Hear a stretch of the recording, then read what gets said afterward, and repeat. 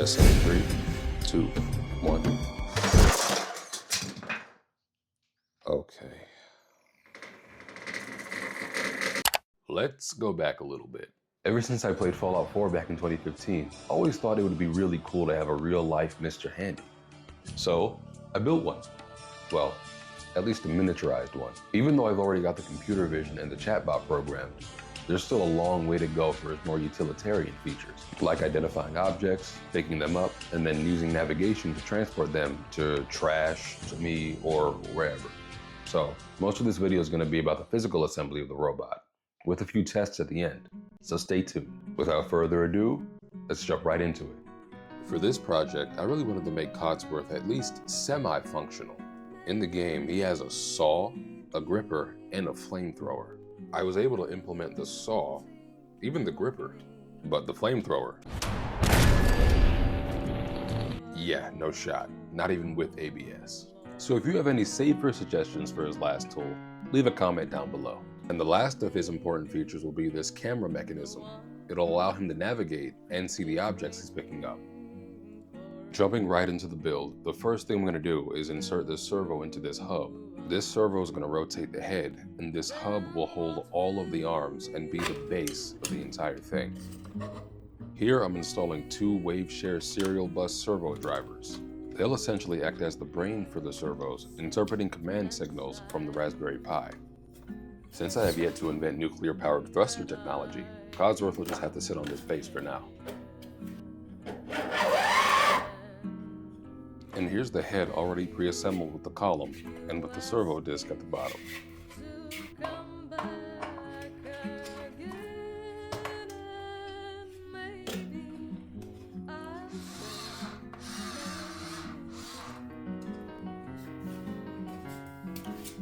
The base also serves as the housing for most of the electronics.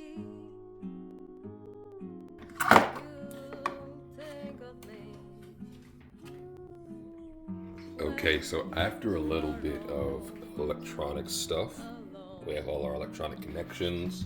Let me actually plug that in real quick. All of our servos are powered. You see a little subtle red light there. We're gonna run this script to test them all. Make sure they all work. Testing in 3, 2, 1.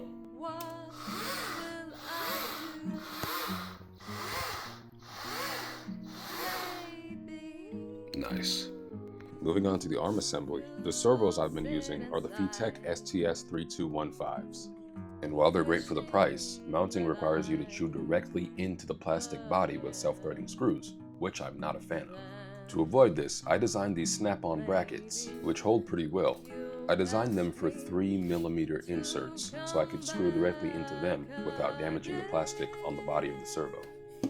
If you made it this far, be a good viewer and like and subscribe. Maybe even leave a comment. You'll be rewarded handsomely. Once the servos were attached to each link via the bracket, I could finally attach the links to the servos via the servo disc. Luckily, these servo discs already had threads on them, so I didn't have to do anything special with the links. 3, 2, 1. Nice. And once the main arm assembly was done, we could move on to the saw and the gripper, which I discovered on this YouTube channel and bought for 83 cents on Cults 3D. Though I did make some slight modifications so it could fit the serial bus servo I was using, instead of the SG90 that it was designed for. Finally, I can assemble the eye mechanism. The eye stem will get inserted through this opening at the bottom of the eye base. Then I insert the servo, which will essentially bridge the gap between the eye and the stem.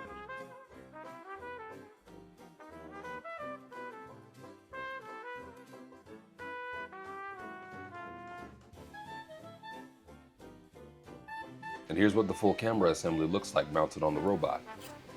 Since the camera had a limited range of motion, I decided to flip the servo in the housing to prioritize a downward facing position. And the cap snaps right on. The other 2 eyes are pretty much just for show. Now that pretty much all the functional parts are assembled, it's time for some testing. First up, I'll be testing out the gripper, which I've added some TPU printed tips to make it more grippy.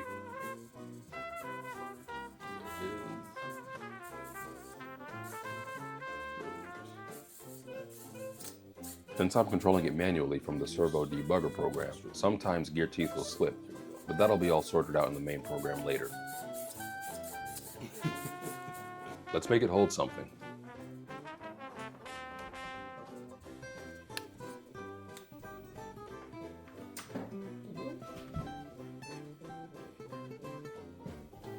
There we go. Robert House approves. And here's the camera mechanism.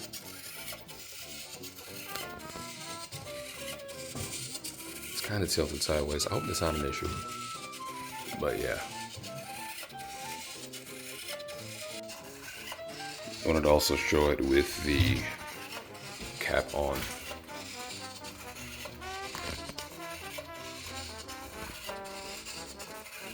Okay, since we now have him basically fully assembled, I'm gonna test the home or idle position return. See, I got all of his joints in a bunch of different random positions.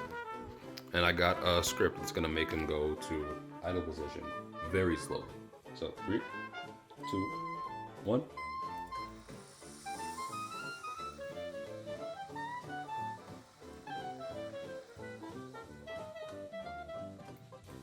Beautiful. These servos are very impressive, to say the least. A lot better than the little plastic SG90s I was using before. And this is where tragedy struck. Testing in 3, 2, 1. Oh. This happened because I blindly ran code generated by Claude without verifying. So, pro tip, not really a pro tip, don't run code before verifying. Anyway, let's put this damn thing back together. Luckily, the damage wasn't too bad. Only 3 brackets had snapped, none of the main links, and they only take a few hours to reprint. All that was left to do was recenter my servos using the VTech debugger program and reassemble using the newly printed brackets.